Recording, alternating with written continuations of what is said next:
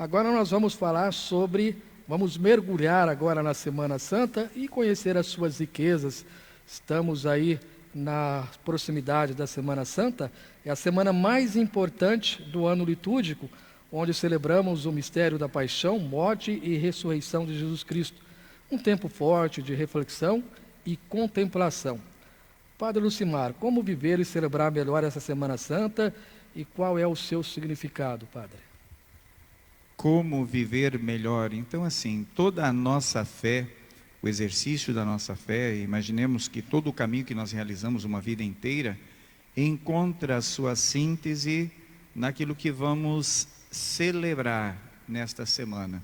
Então, são dias intensos de espiritualidade e de atualização da nossa fé. Então, o que nós estamos por celebrar nos próximos dias, a começar com o Domingo de Ramos, não é uma celebração de memória do passado, um teatro daquilo que aconteceu no passado, mas é uma ação contínua, costumamos dizer dessa forma, compreender dessa maneira. É uma ação contínua. Aquilo que Deus realizou no passado, em Jesus Cristo, como Redentor, como Salvador, passados os anos, passado o tempo, toda esta ação salvífica de Jesus se torna presente no nosso tempo, na nossa história, em pleno ano 2025.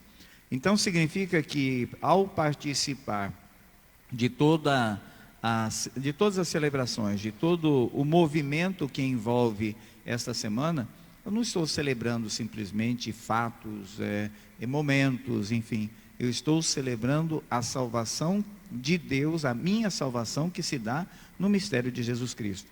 Então, como celebrar essa semana? Acho que a resposta é essa: deixar Deus me salvar, à medida que eu celebro os passos de Jesus, que eu vou contemplar o modo como Ele me salva, doando-se, entregando-se, como expressão máxima do seu amor ou do amor do Pai por nós. Então, um pouco do sentido que nós encontramos neste tempo tão forte e profundo que é a Semana Santa, a celebração da paixão, morte e ressurreição de Jesus. Com a gente também está o Antônio Freitas, a Maria Westenpaul, Iraci da Silva Ribeiro, boa noite, Iraci, e também a Inês Kunen, também acompanhando a nossa live de hoje. Padre Lucimar, na Semana Santa, cada dia tem um propósito de fé, né? Quais as leituras e reflexões mais indicadas para essa semana maior? Tem um roteiro para a gente seguir nessa semana, biblicamente? Claro que o fundamento bíblico de todo o mistério celebrado nessa semana está nos evangelhos. Tudo direciona para aquilo que nós vamos celebrar. Então, vale dizer que qualquer texto que nós pegarmos, seja do Antigo Testamento, Evangelhos, como o Novo Testamento, vai apontar para o mesmo local, vai apontar para o alto da cruz e para o sepulcro vazio. Então, a partir de domingo, né, nós teremos os evangelhos, os textos bíblicos, os evangelhos que vão apontando. Então, a gente começamos logo no domingo com a entrada triunfal de Jesus em Jerusalém, com o evento dos ramos, a acolhida do rei, Jesus aclamado como rei, e que depois lá na paixão vai ser apontado para a cruz como trono em que o rei se assenta. É um trono estranho, né? Mas é assim que é apontado, não um trono real com a realeza que nós costumamos atribuir aos que são denominados rei, mas o reinado de Deus na forma mais suprema do amor. Então começa em ramos e depois culmina com a paixão. Nesse entremeio, até chegar na quinta-feira, tem todo um outro movimento. Na quarta-feira, às vezes a comunidade nem sabe, mas o bispo congrega em torno de si os padres, assim como toda a comunidade faz o seu momento penitencial. Os padres também na quarta-feira à tarde se reúnem num momento de espiritualidade, de preparação e penitência. Mas padre confessa, padre faz a sua confissão. Com quem o padre confessa? O padre confessa com outro colega padre, né? E até o bispo confessa com um padre também. Então, neste momento de espiritualidade da quarta-feira, nos reunimos. Esse ano o encontro vai ser na Paróquia Santo Inácio, de espiritualidade, e vamos concluir a noite com a celebração diocesana da bênção dos Santos Óleos e a renovação das promessas sacerdotais. Isso acontece na quarta-feira e boa parte da comunidade não acompanha, a não sei pelas transmissões nas diversas emissoras. Depois entram o início da paixão. Então, se nós seguimos os passos de Jesus, né, a sexta-feira vai começar na quinta-feira, a partir das 18 horas. Então, quando começa a sexta-feira da paixão, começa na quinta, onde Jesus, antes de ir para o horto, antes do Jardim das Oliveiras, Jesus reúne os seus e faz a ceia, que se torna um marco de referência daquilo que é a celebração da Eucaristia. Em torno da mesa, os seus discípulos lava-pés. Essa ação, né, da mesa da Eucaristia se estende. Então, Jesus, no Jardim das Oliveiras, a entrega, começa o julgamento, o caminho do Calvário. Sexta-feira, às 3 horas, a celebração da Paixão. Depois, à noite, a Via Sacra, até a noite da vigília, celebração da luz, a ressurreição na manhã do domingo. Então, é como se fosse uma única celebração, por assim dizer, né? Então, inclusive, a gente, quando orienta as pessoas, mas qual a celebração mais importante? Não tem uma celebração mais importante. Quem participar na quinta-feira está obrigação moral, né, de fé, é obrigado a participar da quinta, da sexta, do sábado, inclusive, porque é um dia, é uma ação contínua e não uma ação isolada. Então, essa é a experiência que nós somos chamados a realizar, porque é o coração da nossa fé. Tudo que nós acreditamos tem como fundamento nesses dias intensos que vamos vivenciar. Muito bem, vamos para o Tríduo Pascal, a Quinta-feira Santa. Eu gostaria que o seminarista Mateus comentasse também a passagem de João, capítulo 13, versículo 14. Nesse texto, João descreve um dos momentos mais significativos do mistério de Jesus, a cena do lava-pés. O que o lava-pés nos ensina? Jesus lavou os pés dos discípulos. É claro que quando nós falamos da Quinta-feira Santa, nós estamos falando desse ponto de partida, aquilo que o Padre Lucimar comentava, esse percurso que nós fazemos durante o Tríduo Pascal, que tem como ponto inicial a última ceia de Jesus. Jesus que celebra com seus discípulos a ceia pascal e que daí se desenrola todo aquele percurso da sua entrega, da sua paixão, enfim, ressurreição. Quando nós falamos do gesto específico, e daí nós entramos no campo da Sagrada Escritura, os evangelhos sinóticos, esses evangelhos parecidos que nós dizemos, né, Mateus, Marcos e Lucas, esses autores eles se preocupam em dizer as palavras que Jesus usou na última ceia, né? Aquelas palavras que nós ouvimos em todas as celebrações: tomai todos e comei, isto é meu corpo, tomai todos e bebei, isto é meu sangue. As palavras que Jesus usa na última ceia. Enquanto João, com uma preocupação um pouco mais teológica, mais simbólica, ele tem esse cuidado de dizer não as palavras de Jesus, mas sim os seus gestos. E aí que nós nos deparamos então com o texto, a narração do lava-pés. Esse é um gesto muito simbólico de Jesus, e para além daquilo que nós já conhecemos, já conseguimos captar, ou seja, é um gesto de humildade. Jesus, que era o mestre, era o líder daquele grupo dos discípulos, inclusive é justamente por isso que ele conduz a ceia pascal, porque ele é a figura paterna, a figura de liderança do grupo. Para além desse gesto de humildade, aqui nós estamos diante do mistério da encarnação de Jesus. Jesus que é Deus, Jesus que já existia antes de tudo, Jesus que estava junto do Pai, é esse que se rebaixa à nossa natureza humana e se encarna. Se nós observarmos o gesto que nós fazemos, os padres, na liturgia da Quinta-feira Santa, relembrando esse gesto de Jesus de lavar os pés, o Padre e Jesus na última ceia é esse que se abaixa, né? Esse que se reclina para lavar os nossos pés. Um gesto de serviço que exige esse rebaixamento. Quando nós falamos então do gesto de Jesus na cruz consiste justamente isso. Jesus, que é Deus, que se rebaixa à nossa natureza humana para prestar esse serviço à humanidade. Quando nós falamos em caridade, nós estamos falando desse gesto de doar um pouco daquilo que eu tenho em favor daquele outro que não o tem. Quando nós falamos então de um gesto de caridade perfeita, eu dou não só um pouco, mas tudo aquilo que eu tenho em favor do outro. Esse gesto de Jesus, o gesto do lava-pés, que é o gesto que prefigura o gesto na cruz, o gesto do seu sacrifício, simboliza isso, essa caridade perfeita.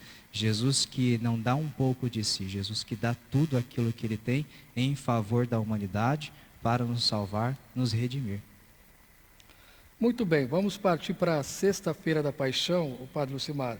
João 19:30, e quando Jesus tomou o vinagre, disse, está consumado. E inclinando a cabeça, entregou o Espírito. Falando da sexta-feira da paixão, qual o sentimento dessa expressão, Padre? Quando nós lemos ou celebramos e proclamamos esse texto na liturgia, a impressão que a gente não dá atenção ao movimento. A impressão que a gente tem é que Jesus morre, a morte de Jesus na cruz. E neste texto, essa citação é de qual evangelista? João 19:30. João 19:30. João tem um olhar tão profundo no mistério que ele não diz que Jesus morre. Ele diz que Jesus reclina e entrega o seu espírito. Mas não está dito que Jesus morreu. Então a morte de Jesus, se é que ela pode ser concebida, se é possível dizer da morte de Jesus, morte não é morte. Significa eu me dou, aquela caridade perfeita, todo aos que estão aos pés da cruz, à espera da redenção e da salvação. Tudo o que é meu é teu. Depois vem, na continuidade da história, enfim, a vinda do Espírito Santo em si, enfim, o Espírito de Jesus é dado o Espírito de Deus é dado em muitos momentos, e no momento da cruz, parece esse gesto esse modo como São João interpreta e vê a morte, mas morte não como fracasso. Esse é o momento em que ele reclina a cabeça e doa o seu espírito. Mas ficou o movimento anterior, qual é? Do vinagre? João 19:30, quando Jesus tomou o vinagre, disse, está consumado. Isso, o vinagre vem o vinagre que é oferecido a Jesus vem antecedido por o grito que ele dá, tenho sede. Tá, Jesus na cruz tem sede, vamos dar um pouquinho de água para ele, para ver se ele não morre mais fácil, não sei o que tipo Qual o fundamento da sede de Jesus, Padre? Já estou chegando lá. Exato, Nós, na nossa construção humana, nós achamos que Jesus estava com sede.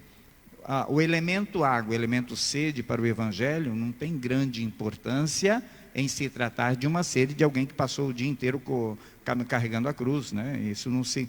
Mas qual é a sede de Deus? A pergunta é essa. Se Deus tem sede do quê? Nesse momento em que ele está lá esquartejado na cruz, onde passou por todo o suplício, por todo o sofrimento, o que é que a cruz está dizendo de nós? Aquele gesto está dizendo do nosso não amor a Deus. Então, se nós somos capazes de castigar, de açoitar o Filho de Deus, o que é que nós seremos capazes de fazer com os outros que não são Deus, que são os nossos irmãos, pelo menos de humanidade? Então, no sofrimento que é visto na cruz, no crucificado, quase às portas da entrega do seu Espírito, tenho sede. A frase poderia ser concluída, tenho sede de amor, que lá depois na Samaritana, também acho que é em São João, tenho sede, dá-me de beber. Mas o que é que Jesus tem sede? Tem sede da água do poço? Pois pegue água. Mas a sede de Deus é ver no coração humano este amor que parece ter desaparecido. Então, sempre que Deus volta o seu olhar para nós, é um olhar de sede. E quando diante do grito de Jesus, da exclamação de Jesus, tenho sede, o que é que a gente oferece? O pior, que significa o vinagre, o azedo, o azedume da nossa história, a rejeição na esponja, no esopo, sei lá. e, na continuidade, de que forma que ele reage entregando o seu espírito. Então, os dois movimentos, eles se completam. Ele clama pelo amor que ele sabe que existe em nosso coração, nós devolvemos em forma de ódio, de aversão, de rejeição, mas ele continua o seu projeto. E eu lhes dou o meu amor, que é em forma do seu espírito, o espírito do amor. Então, esse tenho sede é uma expressão belíssima, porque ele não está com sede de água, mas está com sede do teu amor, do meu amor, que na cruz aparece como ausente, porque a atitude humana de levar Jesus na cruz é uma expressão de rejeição. E ainda assim, é a história da face, dar a outra face. Diante do teu desprezo, de que forma que Deus se comporta, amando ainda mais. Então é uma das, para mim, nos últimos tempos, uma expressão das mais belas ao contemplar Jesus no alto da cruz. Mateus, quer complementar, Mateus? O padre dizia sobre a frase de Jesus, tenho sede, e depois de então beber o vinagre, Jesus completa com uma outra frase, está tudo consumado. E nós podemos pensar acerca daquela que foi a intenção de Jesus ao dizer essa frase, E é claro que dentro da teologia a discussão acerca disso é muito longa, e a gente traz aqui apenas uma síntese, Isso tem a ver, em princípio, com a ceia de Jesus, lá na quinta-feira. Ou seja, Jesus na quinta-feira celebra com seus discípulos uma ceia pascal. Uma ceia pascal que segue obrigatoriamente um rito, assim como nas nossas celebrações litúrgicas nós somos guiados, conduzidos por meio de um rito. A ceia pascal judaica também é conduzida por um rito, e Jesus celebrando uma ceia pascal é também conduzido por esse rito, o rito da ceia, que era dividido em 4 momentos, em 4 cálices, Cada momento desse é marcado por um cálice. E nós vemos, por meio do contato que nós temos com as narrações do Evangelho, também com a narração de São Paulo acerca da última ceia de Jesus, a narração de São João, que é muito importante, nós não vemos Jesus terminando, ou seja, concluindo a ceia pascal. Nós vemos Jesus que dá início à ceia, Jesus que consagra o pão, consagra o vinho, mas que é interrompido pelo gesto da traição de Judas. Então entra na agonia, no Getsemane, e depois é preso. Mas nós temos que nos recordar que na oração que Jesus faz no Jardim das Oliveiras, ele diz, se dirigindo ao Pai, Pai, se possível, afasta de mim este cálice. Se nós observarmos os relatos do Evangelho, nós observamos que Jesus chegou até o 3º cálice da ceia pascal. Isso nós conseguimos observar com clareza. Jesus que chega até o 3º cálice, mas que não conclui a ceia pascal com o 4º cálice, com esse momento final de conclusão, de consumação da ceia. É por isso então que Jesus, na oração que ele dirige ao Pai no Getsemane, no Jardim das Oliveiras, ele diz, Pai, se possível, afasta de mim este cálice. E depois, no alto da cruz, Jesus então que é preso, é condenado injustamente, carrega a sua cruz, é crucificado no Calvário. Lá no alto da cruz diz, tenho sede. E depois que o seu sacrifício está completo, ou seja, depois que aquilo que Jesus iniciou lá na quinta-feira santa, na celebração da Páscoa com seus discípulos, Jesus então toma o último cálice no alto da cruz. E é por isso que ele diz, está tudo consumado. Porque o cálice da consumação da ceia, Jesus o toma no alto da cruz. Eu costumo sempre dizer isso para os catequizandos, quando nós estamos no período da catequese, acerca desse tema, dizer que a celebração do Tríduo Pascal é essa celebração prolongada, essa catequese prolongada acerca daquilo que nós fazemos em todas as celebrações. Porque é São Paulo que vai nos dizer, na primeira carta aos Coríntios, capítulo 11, São Paulo vai dizer que a celebração da última ceia, a celebração da ceia, essa celebração que nós fazemos todos os finais de semana, todo domingo, é a celebração da morte, do sacrifício de Jesus. E é preciso compreender isso, senão nós deixamos de lado o aspecto da ressurreição de Jesus. Celebramos apenas o Cristo morto, mas que não ressuscitou. Jesus é esse que na última ceia já entrega seu corpo, porque tem a certeza de que Deus o ressuscitará, de que o Pai o ressuscitará. Afinal de contas, ninguém dá aquilo que não possui. E é tendo a certeza de que o Pai o restituirá a sua vida, ressuscitará, é então que Jesus dá o seu corpo e o seu sangue. Ou seja, a celebração do Tríduo Pascal é essa que celebra de forma mais ampla, de forma mais completa, aquilo que nós celebramos todos os finais de semana na Eucaristia. Muito bem. Complementar? Eu só gostaria de complementar uma questãozinha, só lembrando, como você citou a catequese, e é importante nos lembrarmos que, com relação à catequese de adultos, que nós temos os catequizandos e os que nós chamamos de catecúmenos, os que não são batizados ainda. E eles culminam a catequese deles no Tríduo Pascal, né? Eles são convidados a participarem a partir da quinta-feira, da sexta-feira, e eles recebem os sacramentos na ressurreição, né? Na vigília pascal, no sábado, né? Eles recebem todos os sacramentos, que é claro que o adulto, um pouco diferente das crianças, recebem todos num momento só.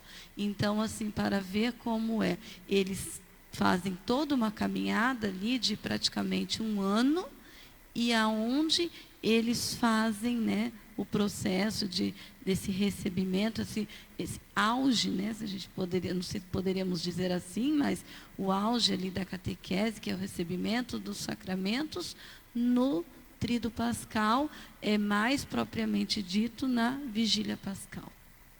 Legal. Vamos partir para a ressurreição agora. Mateus, mais uma citação bíblica. Mateus 28, 6. Ele não está aqui porque já ressuscitou.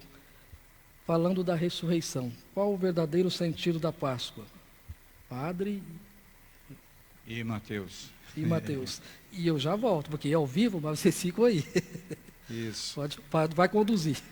Muito bem. Então, na manhã da ressurreição, passado o evento da paixão, morte, a entrega, o que se esperava do ressuscitado? Alguns certamente foram atrás, depois a gente vai ver isso nas cenas da continuidade, buscaram Jesus, mas quando o veem na cruz, é como se caíssem no desespero, porque toda a morte, ou todo o projeto teria acabado no alto da cruz e na morte.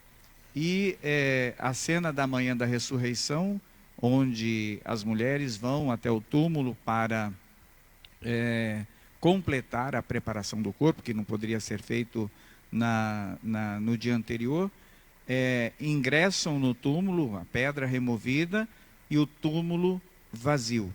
Então essa experiência do túmulo vazio parece ser a experiência da fé cristã. Deus não está entre os mortos. Se lá existisse um corpo, por isso até hoje, né? Se lá existisse um corpo, fosse encontrado o corpo de Jesus, todo o edifício da nossa fé cairia por terra, né? Porque afinal ele está morto. Por isso a cena do Evangelho fala dos lençóis dobrados, é como se Jesus tivesse deixado, se levantado da pedra, né, do lugar onde o corpo foi colocado, ajeitado a cama, dobrado os lençóis e voltado à vida. Essa é uma cena bonita. E depois aquele movimento que se dá na cena do túmulo vazio se torna grande notícia. Ele não está entre os mortos, mas ele reina vivo.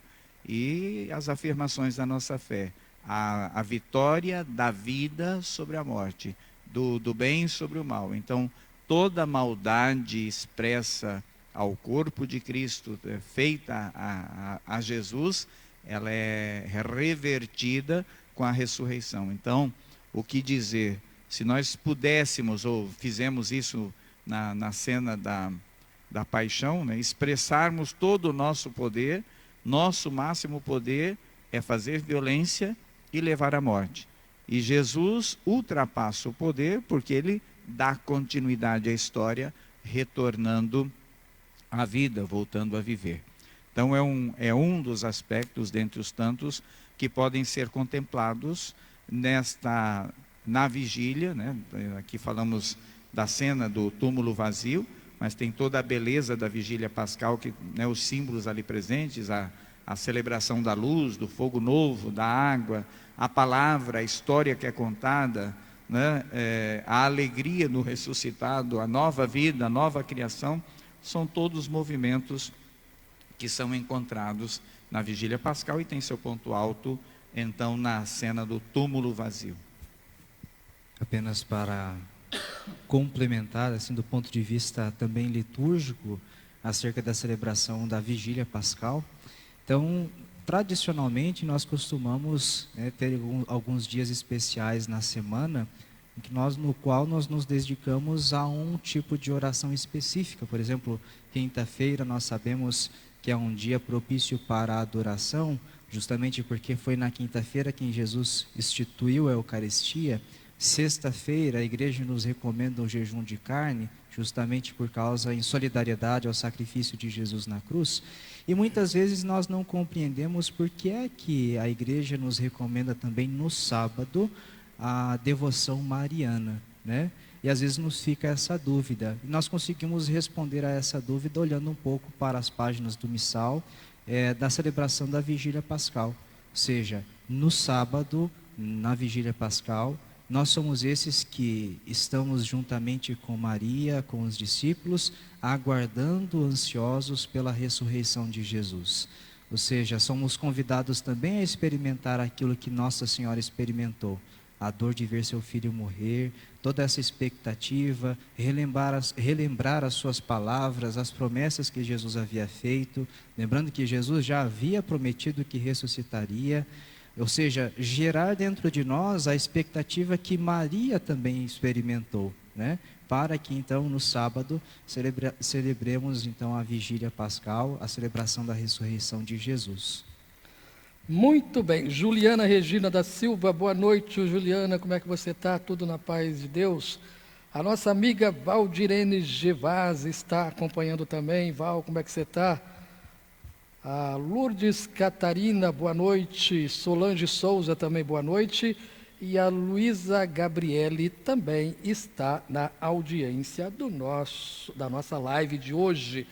Muito bem, celebrar a Semana Santa é celebrar a vida, a vitória para sempre.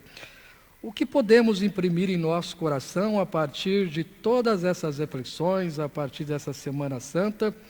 Qual a ação que devo seguir a partir dessas reflexões, ó Padre? Tendo participado, tendo feito o caminho, né, que sugere a igreja, seja pela quaresma, um tempo de conversão, mudança, e o nosso olhar sendo direcionado para a cruz, não pode deixar de, todo esse movimento não pode deixar de provocar uma decisão interior, né, por Deus, nas últimas reflexões, nas últimas semanas, diante do Deus, do coração misericordioso de Deus, fica evidente que não existe valor superior ao amor e à misericórdia. Qualquer ciência pode fazer qualquer tipo de afirmação, mas para o ser humano, para a história, não existe valor superior a esse movimento que nós encontramos expresso no coração de Deus no alto da cruz. Então, se tem algo que pode ser aprendido, assimilado, nesse contexto, é esse tipo de amor, que se doa, que se entrega, que reverencia o ser humano, e não o violenta, não o mata, não denigre a imagem do outro, mas promove o outro pela via do amor. Creio que se essa experiência em doses for vivida, assimilada na nossa conduta, na nossa condição de vida e de fé, certamente faremos uma grande revolução, a revolução do amor da cruz no cotidiano da nossa história. Muito bem, a Juliana Regina da Silva, ela diz que é coordenadora da catequese da Capela Sagrado Coração de Jesus. Toninha Lulu acompanhando a gente também, e a Claudineia Modolon também acompanhando a gente. O Mateus quer complementar, Mateus, em relação a alguma coisa da partir dessa Semana Santa, algum desse resumo? Eu acredito que o grande destaque que nós devemos dar também complementando aquilo que o Padre Lucimar já dizia, os efeitos dessas celebrações na nossa vida de forma prática. Eu acredito que a ideia é sempre dar continuidade àquilo que nós já fizemos a experiência durante esse tempo quaresmal, ou seja, quaresma que proporciona esse tempo propício de reflexão, de profundo exame de consciência, de penitência, e também nos estimula ao jejum, oração, caridade, ou seja, nós não podemos apenas nos basear nesse tripé da nossa vida como cristãos, apenas no momento da quaresma, no período da quaresma. É uma proposta realmente de vida, e a experiência de contemplar a cruz de Jesus precisa também mudar a minha vida, né? Nós todos os anos celebramos novamente o rito da Páscoa, o Tríduo Pascal, mas a cada ano nós somos convidados a fazer uma experiência cada vez mais profunda, ou seja, não fazemos aqui um teatro, não encenamos algo do que aconteceu no passado, nós estamos contando a nossa história, a nossa relação com Deus. Ou seja, essa relação que precisa ser cada vez mais de intimidade, de proximidade com Deus. E isso deve me levar a uma caridade cada vez maior. Ou seja, tomar consciência do amor que Deus tem por mim e do amor que Deus tem pelo outro. Se Deus ama o outro a tal ponto de entregar a sua vida por ele, eu também devo então me esforçar para amá-lo, ter paciência, usar de misericórdia, de compaixão. Esses ritos todos que nós celebramos devem então ter um efeito muito profundo na nossa vida, senão tudo aquilo que nós fazemos aqui não vai passar de uma celebração bonita, um rito, mas um rito vazio, sem efeito na nossa história.